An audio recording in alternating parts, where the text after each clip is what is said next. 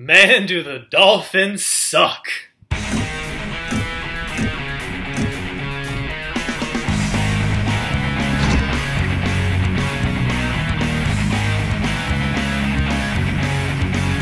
What is up, know-it-alls? We are back with another video. My name is David. I am riding solo today without Joey, my partner. But as always, I'm going to give you guys my reaction to the Miami Dolphins versus the Houston Texans game. First things first, I'm going to give a shout out to all the Houston fans out there. You guys kicked our butts. Plain and simple. Not going to talk about the refs. Not going to talk about our injuries. You guys took it to us. You killed us. You murdered us. You put up 42 points. Congratulations to you guys. Deshaun Watson is a stud. J.J. Watt is a stud. You guys look great. I mean, good luck to you for the rest of the season.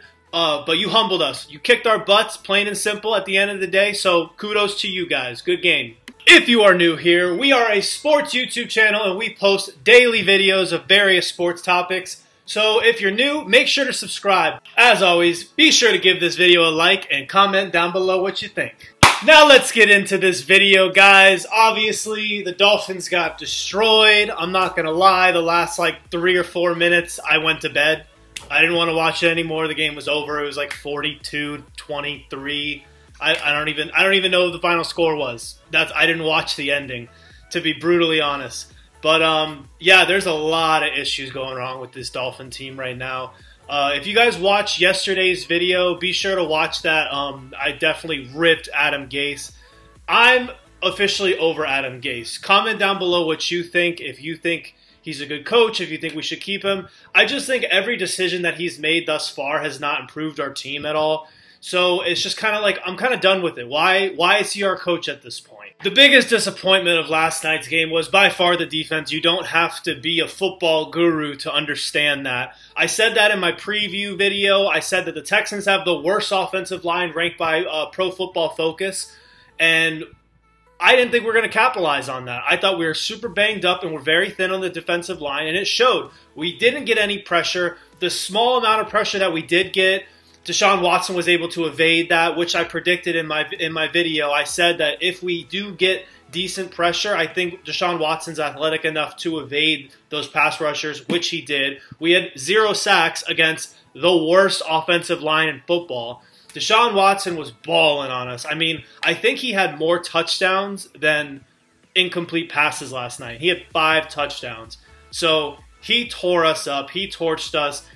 I don't know what the heck is going on with Bobby McCain at this point. In the beginning of the season, I thought he was playing very well. He just got paid this offseason. Adam Gase gave him a fat contract. He's a captain on our football team, so they gave him a lot of leadership and a lot of responsibility on that defense, and he was playing well in the beginning of the year, but I don't know if that injury derailed his season so far because he got injured about 2 or 3 weeks ago, and he was out for a couple of games, one or 2 games, I can't remember. But ever since he's come back, he got torched. Did you guys see that play last night against Fuller? Fuller broke McCain's ankles so badly. It was dirty. I was like, oh my goodness. So I don't know what the heck is going on with him. He was terrible in coverage.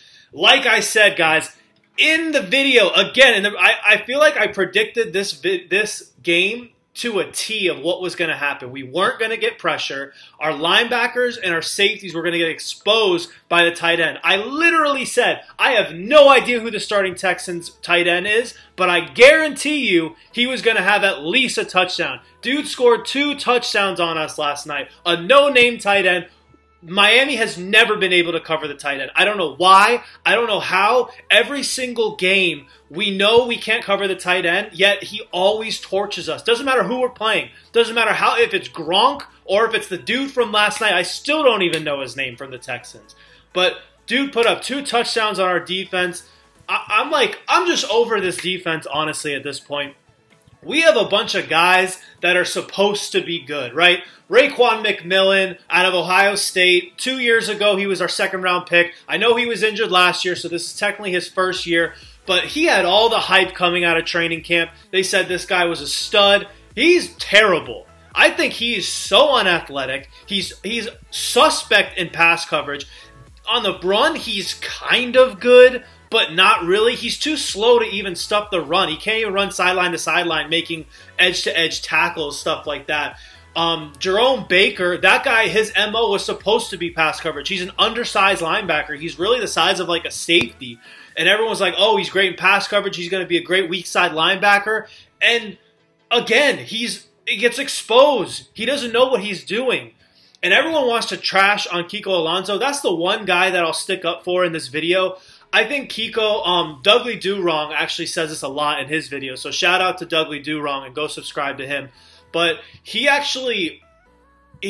does more than he's supposed to. Every single game, he's overcompensating for the other two linebackers in McMillan and Baker. And I see it in the games. You can see that he's trying to cover for both guys. I think Kiko is a great linebacker in this league. I think he's a starting linebacker on almost every 32-man roster in the NFL. I think he would be a starter on pretty much every team.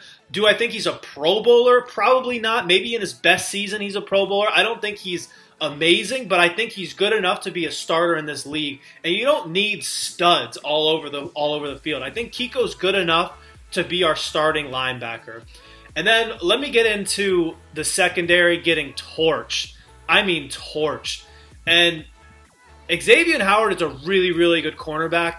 And I think this is our issue with Dolphins fans. We get some decent players and we overhype them. We almost wish them to be better than they actually are. You know what I'm saying? I'm not saying Xavier Howard's not great. I think he's good. He's definitely our best cover corner, and it's not even close. But we get a guy that's somewhat good, and we want to make him, he's the best corner in the league right away. Like, it's just like, oh, he's the best corner. No one else matters. And I'm like, is he even a Pro Bowler this year? Like, potentially, maybe if someone gets injured, maybe he makes that Pro Bowl status. But again, we have a bunch of dudes on our defense that are all a little overhyped, a little better on paper than they actually perform in the game. That's my point in this whole rant that I'm going on right now. Xavier Howard, great player. Don't attack me in the comments saying that oh, you're an idiot, you don't know anything. I think he's great, but to Dolphins fans and the way we hype him up, he's a little worse than what we say he is. Getting into the defensive line, Robert Quinn, we paid him a bunch of money. I think he's had a decent season so far. The sacks aren't really there, but that's not really his fault. I mean, if you get a lot of quarterback pressures, that's pretty good, but I would like to see more sacks there. Cameron Wake, he's towards the end of his career. He's very old. I think that guy, he's a stud. I love him. Diehard Dolphin. I mean, he was great in his prime, but he's getting up there in age. He can't really play every snap. Again, we're super thin on the defensive line, so our guys get gassed pretty easily. And yeah, I mean, our defense just looks terrible. I know everyone's calling for Burke's head, and I just don't know what happened. Like, the first 3 weeks, our defense looked like a top 5 defense in the league, and we have just regressed terribly. I don't know what happened. I know we have some injuries, and I know the defensive line, we got rid of Phillips, and guys tore their ACLs, and all this stuff, and it's just like, but that's not an excuse in my opinion. You have injuries. You don't go from like a top 5 defense, in my opinion. We look great. And then all of a sudden now we're arguably the worst defense in the league, and everyone wants to fire Burke today. Like, everyone wants him gone today. And I don't necessarily disagree with you guys. I mean, dude should be on the chopping block. I think I'm not one to wanting to fire someone in season. Like, I made that video yesterday about Adam Gase that we should fire him. I don't think it's a good idea to fire someone in season. I think you should allow them to finish out the season. But yeah, I think Burke has definitely, if he doesn't improve dramatically, he's got to be gone. Like, he absolutely has to be gone. And I don't even think it's a question. Now onto the offense. I feel like I say the same thing every reaction video with the Dolphins, but we're the same thing almost every game. We have no consistency. We don't have drives that go for long plays. The only thing we get is we get huge explosive plays, and that's just because we have a bunch of guys that are really fast on our team. Kenyon Drake needs more touches. I think at one point he had like 14 touches of the ball and he had 2 touchdowns, and that was like at like halftime or something like that, or in the third quarter. I can't remember when I looked up his stats. But 14 touches and 2 touchdowns. Dude is explosive. We need to give him the ball more. And for both of our starting wide receivers to be out, in Stills and Wilson, to still put up 23 points, could have been 26 points if we just took the field goal earlier in the first drive of the game. I mean, what more can you ask for? I thought we played good enough offensively. Did we play great? No, but taking into account for all the injuries, I thought we played well. Osweiler, in the last 3 games, this was his worst game probably out of all of them. I don't expect much from him, so the margin for expectation on Osweiler is pretty low for me. So if he does anything decent, I give him praise because I don't expect much from him. And no, I don't think anyone should really expect anything. So if you get good quarterback play out of Brock Osweiler, that's just a plus. But if he's playing average or below average, you can't really get on him because that's what he is. Like, he's shown you that in his career, that he's at best an average quarterback. So you can't really get, oh, Brock Osweiler's a problem. Of course he's the problem. He's the backup quarterback. He's not a starting quarterback in this league. So you can't just say Osweiler's a problem. Again, injuries were banged up. Derby was out. The 2 wide receivers were out. Obviously, Ryan Tannehill is out. 3 out of our starting 5 linemen are out. Juwan James was getting exposed by J.J. Watt. And I'm not going to get on Juwan James for getting exposed by J.J. Watt because he's a generational defensive end. And he plays D tackle too. I mean, he's both. And he'll expose pretty much even the best offensive lineman out there. But to me, I don't know how Juwan James has kept his job this long. He's proven that he's not that good. Again, everyone on the Dolphins is a little worse. That's like the kind of the theme of this video. Everyone on the Dolphins is a little worse on the field than on paper. Everyone seems to be a little better, and we hype them up to be a little more. And on the field, they're very underwhelming. They underperform almost across the board. Everyone maybe except Minkah Fitzpatrick. Minkah Fitzpatrick is a rookie, and I think he's going to be a stud, but that's the exception. Everyone else, in my opinion, underperforms on this team. All right, now where do the Miami Dolphins go from here? I am not of the opinion of tanking in a season. I'm a Dolphins fan, and I mean, everyone has different perspectives. So you guys comment down below. What do you think? Do you think we should tank for the best draft pick possible, or do you think we should try to win every game? I'm of the opinion, in football, you go out there, you play to win the game, right? Herm Edwards, you play to win the game.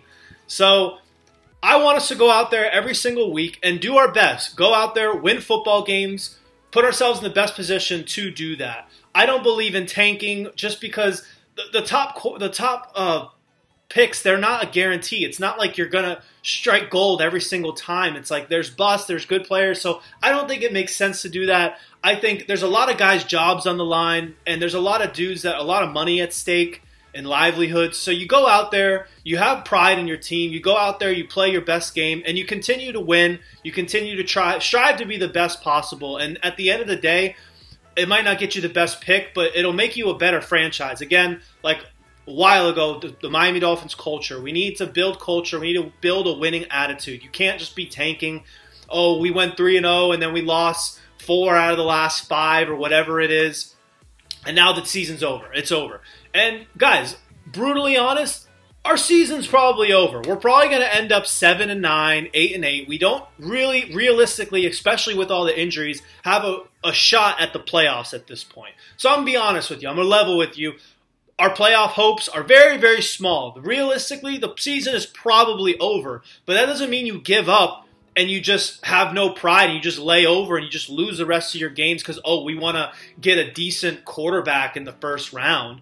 Like, that's BS. Like, no, you go out there, you play good football, and you try to win every game you can. All right, guys, that is the video. I didn't get into the X's and O's and the certain play calls and flags and penalties and things because there really was no point. We got killed. We got destroyed. It didn't matter how good our play calls were or what penalties could have gone a certain way. We were going to get killed in this game. We got caught in a buzzsaw. Houston was beyond ready for us. We were not ready for that game. Deshaun Watson was carving us up. Even if every single play call went our way and every penalty went our way, we probably still would have lost the game. So in my opinion, I didn't think there was any sense of going into all that detail about X's and O's and pass interference calls and things like that. All right, I will see you guys in tomorrow's video. As always, fins up, guys. The season might be over, but hey, we're still Dolphins fans. We still got to support our team. Still got to go out there. You got to be with them when they're bad, because when they're great, it's going to feel that much sweeter, you know? You know what I'm saying? But as always, like this video if you agree with what I said. Comment down below if you disagree. Let me know if you think we should fire Matt Burke. What do you think we should do with Adam Gase? You guys know my opinion. I think he should be gone at the end of the season. Also, Ryan Tannehill, guys. What do we do with Tannehill if we get rid of Gase? As always, comment down below. Subscribe if you're new, and I will see you in tomorrow's video. Have a great day. See ya!